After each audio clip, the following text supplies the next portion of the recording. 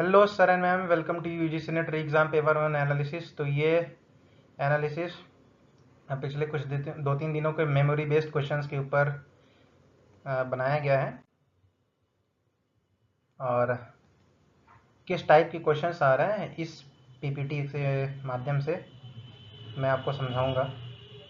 आपको एक आइडिया लग जाएगा। बाकी जो एग्ज़ाम देने जा रहे हैं अगले 4-5 6-7 दिन तक जिनकी एग्ज़ाम है उनको एक आइडिया लग जाएगा। ठीक है, तो सबसे पहले डीआई के क्वेश्चंस देखते हैं। ठीक है, डीआई का क्वेश्चन 1 से 5 तक आता है और पहला क्वेश्चन है, the following table shows the profit in lakhs of 5 companies A B C D and E for the years 2018 to 22। 5 company दी गई हैं ए बी सी डी ई और इनका 2018 से लेकर 22 तक इन कंपनीज का प्रॉफिट जितना आता है वो डेटा यहाँ पे लिखा हुआ है। सारा डेटा लैक्स में है, 100 लाख 150 लाख इस तरीके से है। पहला क्वेश्चन है, what was the investment of company A in 2018। Company A 2018 if the profit was 20% of the investment of that year. Total जो है प्रॉफिट दिया गया है कि इन्वेस्टमेंट का टोटल प्रॉफिट जो है 20% था इस साल में, तो यानी कि 20% हो गया 100 लाख।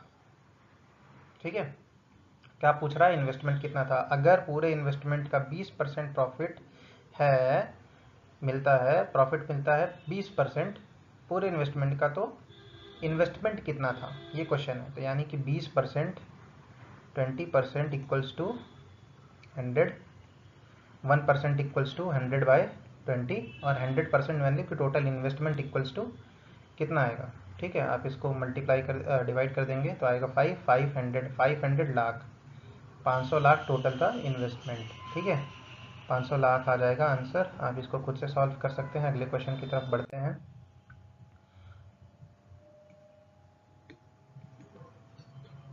ठीक है, how much more or less is the profit percent of company A in 2018 compare to the profit of company C in 2022।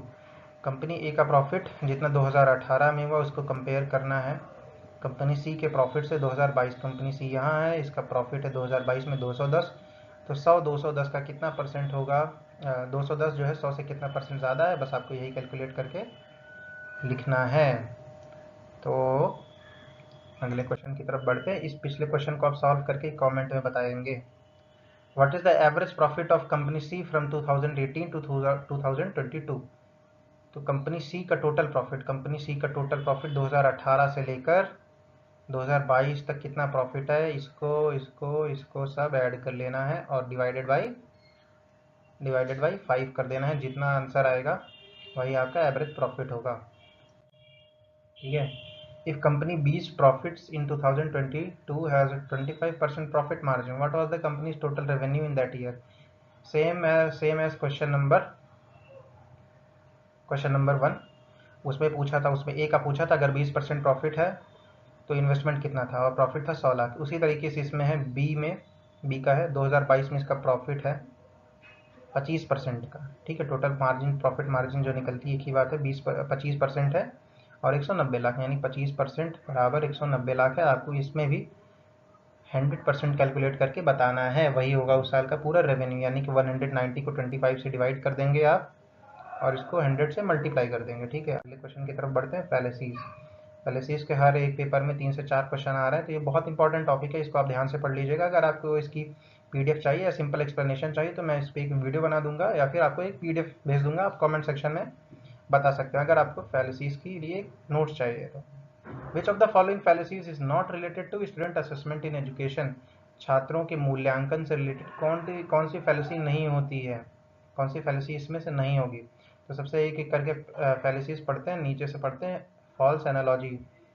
False analogy का मतलब है कि ए अगर बी है और बी से रिलेटेड सी है तो ए भी सी से रिलेटेड होगा। ये इस तरीके के क्वेश्चन एनालॉजी में होते हैं। जब ये गलत एनालॉजी ली जाती है उसी को एक फैलेसी बन जाती है, वो होती है फॉल्स एनालॉजी। रेड हेरिंग का क्या मतलब होता है, रेड हेरिंग का मतलब होता है कि किसी के स्टेटमेंट को, रेड हेरिंग का मतलब है किसी ने कहा, किसी को डिस्ट्रैक्ट कर देना। बात किसी मुद्दे पर चल रही है और आप कोई और मुद्दा लेकर आ गए और पुरानी बात को किसी कारणवश आपने पूरी नहीं होने दी, आपने हटा दिया। कोई आपसे किसी विषय में पूछ रहा है और आप कोई डिस्ट्रैक्शन लेकर चले आए और उस बात को टाल गए, उसको कहते हैं रेड हेरिंग फैलेसी। ठीक है। एड होमिनम क्या होता है? एड होमिनम होता है किसी इंसान के पर्सनल कैरेक्टरिस्टिक्स की वजह से, किसी व्यक्ति के पर्सनल कैरेक्टरिस्टिक्स की वजह से उसकी बात ना मानना है, उसकी बात को गलत कह देना। कहने का मतलब है आपको एक भिखारी ने बताया कि आगे मत जाइए रोड पे, आगे वहाँ पे एक्सीडेंट हो रखा है, लेकिन आपने कहा अरे ये भिखारी है, ये तो झूठ बोलता होगा, तो हमेशा झूठ बोलेगी, इसलिए आपने उसकी बात नहीं मानी और आगे गए, आपने देखा कि सही में वहाँ पे एक एक्सीडेंट हुआ था या पेड़ गिरा था। तो इस तरीके के फैलेसीज को कहते हैं एड होमिनम, यानी ये किसी व्यक्ति की पर्सनल कैरेक्टरिस्टिक्स की वजह से जब कोई स्टेटमेंट को नकार दिया जाता है वो होता है एड होमिनम। और बैंड वैगन फैलेसी क्या होती है? बैंड वैगन फैलेसी होती है कि कई सारे लोग किसी बात को कह रहे हैं और सिर्फ इस वजह से उस बात को सही मानना क्योंकि कई सारे लोग कह रहे हैं। ठीक है।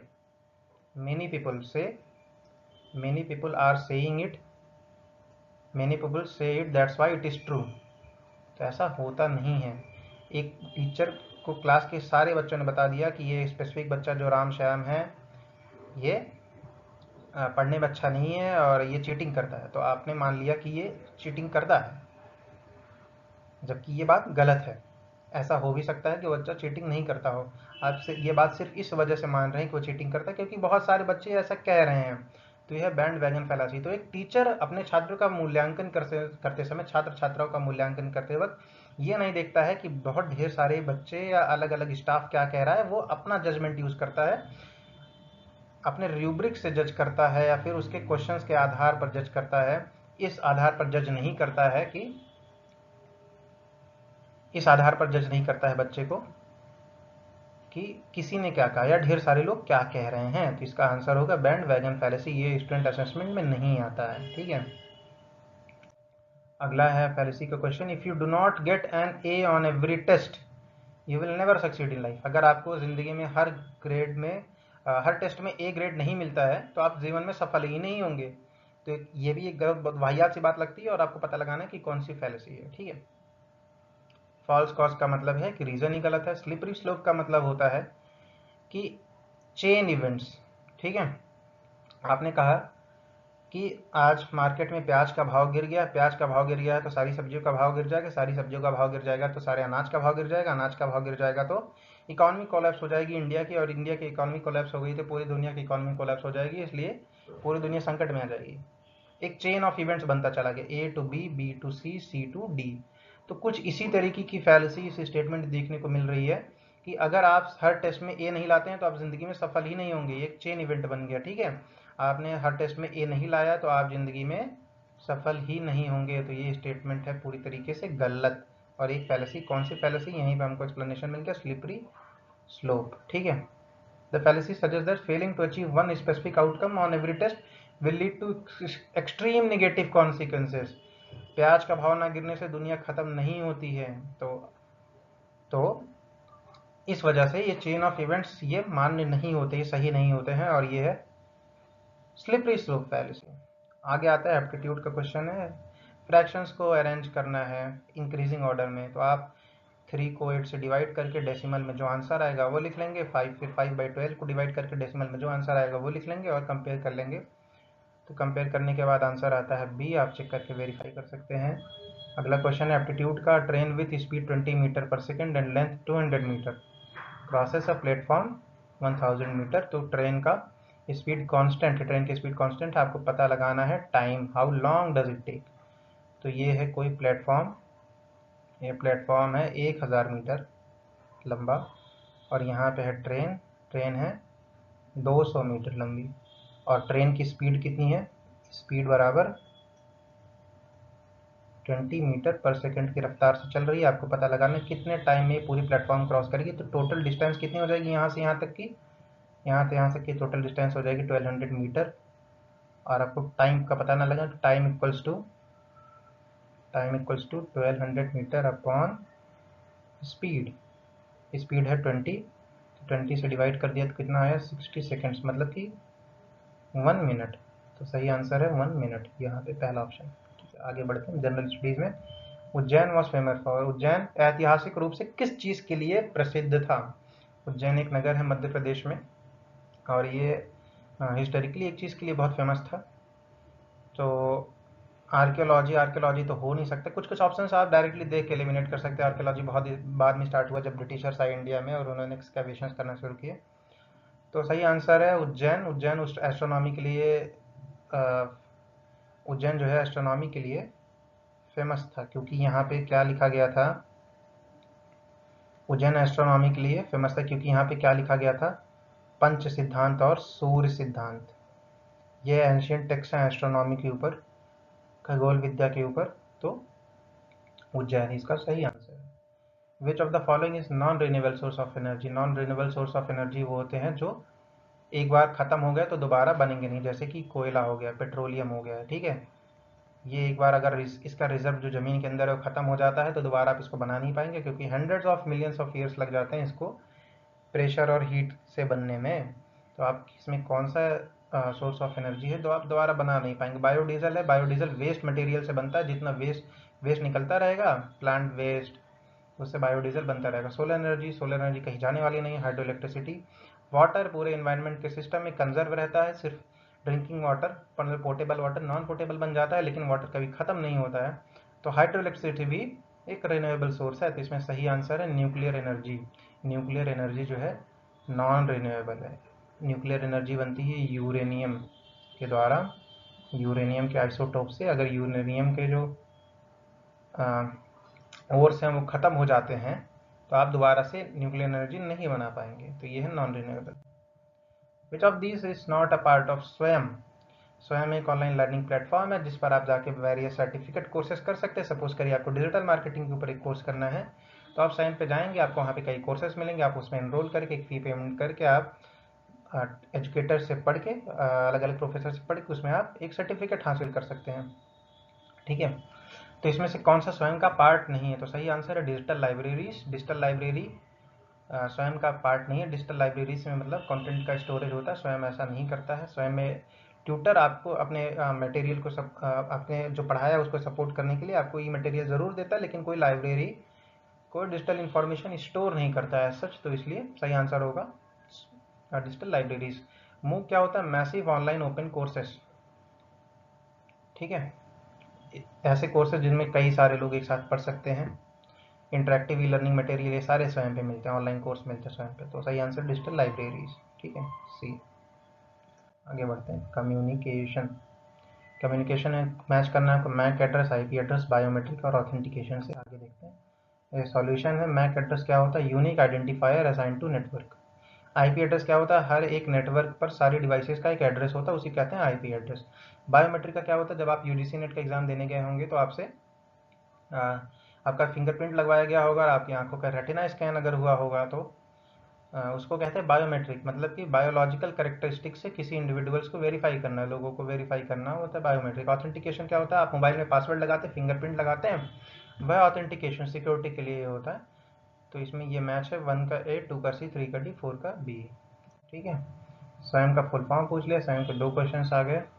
इसमें सही आंसर है study webs of active learning for young aspiring minds, ठीक है, ये है सही फुल फॉर्म स्वयं का। आगे आइए देखते हैं रिसर्च एप्टीट्यूड में क्या क्वेश्चन आया था। Which of the following conditions will a student be asked to revise his manuscript of research. Question को समझते हैं। मैन्यूस्क्रिप्ट ऑफ रिसर्च का मतलब है थीसिस या डिजर्टेशन। कोई भी पीएचडी स्कॉलर है या मास्टर का स्टूडेंट है, वो थीसिस जमा कर रहा है, डिजर्टेशन जमा कर रहा है, तो किस स्थिति में उसको अपना जो उसने अपना मटेरियल लिख के दिया है उसको वापस करने के लिए कहा जाएगा, आप फिर से लिख के लाइए, किस कंडीशन में होगा। 12 से 18% प्लेजरिज्म। तो प्लेजरिज्म का मतलब होता है कॉपी, आपने कहीं से कॉपी कर लिया, उसकी सीमा। आप कहीं से कॉपी करके थीसिस या डिसर्टेशन नहीं लिख सकते हैं, आपको वो ओरिजिनल रहना चाहिए। तो कितना परसेंट कॉपीज चल सकते हैं, कॉपी का मतलब है कहीं कहीं आप रेफरेंसेस, कहीं कहीं आप जो है सेम कोट्स डालते हैं तो थोड़ा बहुत कॉपी रह जाता है, लेकिन कितना कॉपी अलाउड है कितना नहीं है ये देखते हैं। ये क्वेश्चन पूछ रहा है कितना परसेंट अगर प्लेजरिज्म होगा तो आपको रिवाइज करना पड़ेगा, अपनी मैन्यूस्क्रिप्ट को फिर से लिख के आना पड़ेगा। तो देखते हैं 12 से 18%, 26 से 28%, 60 से ऊपर और 70 से ऊपर, ठीक है। तो अगर 60 से ऊपर प्लेजरिज्म निकलता है तो उस स्टूडेंट का रजिस्ट्रेशन ही कैंसिल कर दिया जाता है, मतलब 60% से ज़्यादा कॉपी नहीं होना चाहिए। तो ये ऑप्शन दोनों खारिज हो जाते हैं, सी और डी। सी और डी एलिमिनेट हो गए, तो सी यहाँ से काटिए, ये डी भी काटिए, यहाँ पे सी इसलिए यहाँ काटिए, सही ऑप्शन मिल गया आपको ए। बहुत ही सिंपल है। ठीक है, आगे आके देखते हैं। The means and standard deviation of 4 companies annual profits are given. Arrange the companies in order of their variance. 4 company इतने एक साल में इतना प्रॉफिट कमाती हैं किसी साल में, और उसका सबका मीन दिया गया है और स्टैंडर्ड डेविएशन दिया गया है। ठीक है, आपको क्या पता लगाना है, उनके वेरिएंस को असेंडिंग ऑर्डर में सेट करना है। तो वेरिएंस क्या होता है, वेरिएंस होता है स्टैंडर्ड डेविएशन का स्क्वायर। तो स्टैंडर्ड डेविएशन का स्क्वायर कर दीजिए, सबके स्टैंडर्ड डेविएशन का इसका 25 आ गया, 8 का स्क्वायर करेंगे 64 आ गया, 3 का स्क्वायर करेंगे तो 9 आ गया, 6 का स्क्वायर करेंगे तो 36 आ गया। तो इनको आप असेंडिंग ऑर्डर में लिख देंगे। सबसे छोटा 9 का मतलब सी के बाद आता है सी से सबसे छोटा है क्या 9 सी है, ठीक है। इसके बाद आता है सी के बाद आएगा ए 25, सी के बाद आएगा ए, तो पहले ही मिल गया सी के बाद आ रहा है ए, तो ठीक है, बाकी सारे ये गलत हैं, ठीक है, पहले सही है। आगे आके देखते हैं। A researcher compares documents related to a topic over an extended period to observe changes। एक इश्यू से रिलेटेड कई सारे डॉक्यूमेंट्स को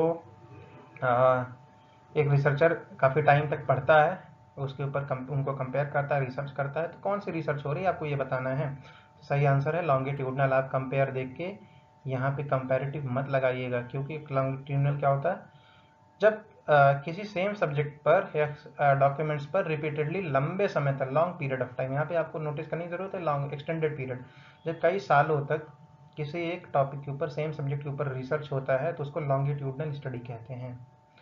जैसे कि सपोज करिए पॉपुलेशन के ऊपर काफ़ी रिसर्च हो रही है तो वह लॉन्गिट्यूडनल स्टडी में आएगी। ठीक है, ये आपके थे 17 मेमोरी बेस्ड क्वेश्चंस, और इस तरीके के क्वेश्चंस आ रहे हैं हर टॉपिक को। डीआई इजी आ रही है कंपेरेटिवली, कम्युनिकेशन अच्छा खासा आ रहा है आपको, कम्युनिकेशन अच्छे से पढ़ के जाना होगा, एनवायरनमेंट आपको अच्छे से पढ़ना होगा। आप फैलिसीज को आपको सारी याद रखना पड़ेगा कि आप जैसे रेड हेरिंग फैलिसी थी, आप ये सब सारी फैलिसीज को आपको पढ़ के जाना होगा। ठीक है, तो आप अगर चाहते हैं कि फैलिसीज के टॉपिक, कोई स्पेसिफिक टॉपिक्स मैं कवर करूं या रिसर्च एप्टीट्यूड कवर करूं, या आपको फ्री पीडीएफ चाहिए तो आप इस कमेंट सेक्शन में आके मुझे बता सकते हैं। इसकी किसी स्पेसिफिक टॉपिक पे भी आपको वीडियोस चाहिए तो उस कमेंट सेक्शन में आके बता सकते हैं, तो मैं इस पर एक वीडियो बना दूंगा या आपको मैं पीडीएफ सेंड कर दूंगा, सॉफ्ट कॉपी सेंड कर दूंगा। और आज के लिए बस इतना ही, चलते हैं। जय हिंद, धन्यवाद।